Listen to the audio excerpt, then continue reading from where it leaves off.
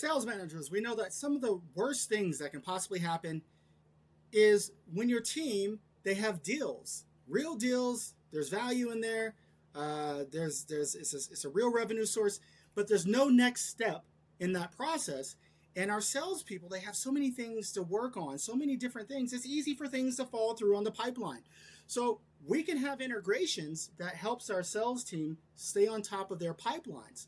So this is a simple dashboard that you see here. It only pops up with things where there's a deal, meaning there's a value attached to it and it's an actual deal, but there's no meeting that's scheduled for the future, or there's no tasks that are set. So this is a list so we can see in one place, oh, so-and-so has a deal, so-and-so has a deal, then there's no next step. So when we take another look at the pipeline, so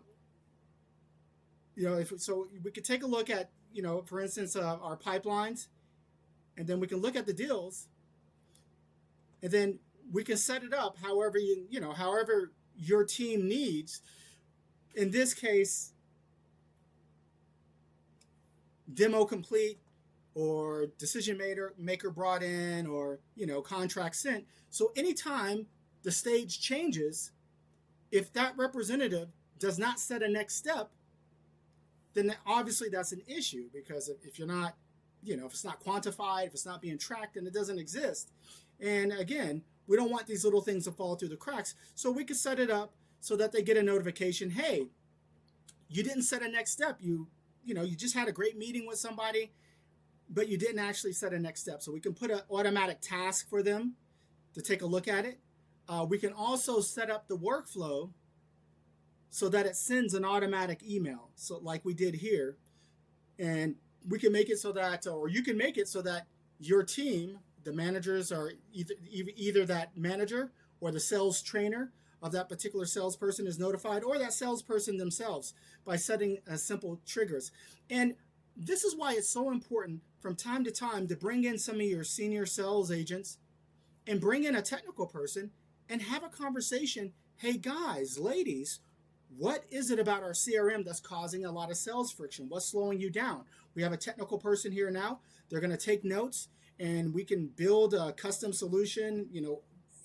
Whether you have some sort of back end in Python or Node or something, if it's hooking up with a lot of different systems, or you're integrating with Make or Zapier, or if it's just your CRM itself, some things need to be changed so it can be more streamlined.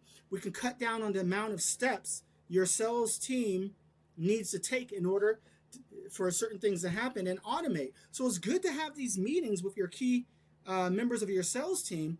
You want to include your frontline sales team and some managers and ask them, how can we improve this CRM? A lot of times we have management, they do everything in a silo. They have the technical team, they have the integrators, the software engineers, but they don't ask their sales team, what would make your life easier with this CRM? And it's a very important thing to do, to customize it. And of course, we always got to keep the big picture in place, and understand what stakeholders value and care about. Obviously, we know that's important, but it doesn't hurt to ask your sales team from time to time to take a look at the CRM and just ask them frankly, what can we do to improve things? And I'm telling you, a lot of them will tell you, hey, if we can get reminders, or if we can automate certain things, it would make our lives easier. Or if we could cut out certain steps in order to get certain things done, that would help us as well. So just a couple things to remind you of in order to improve these type of things. And if you would like to take a look at some options on removing sales friction, we're always available.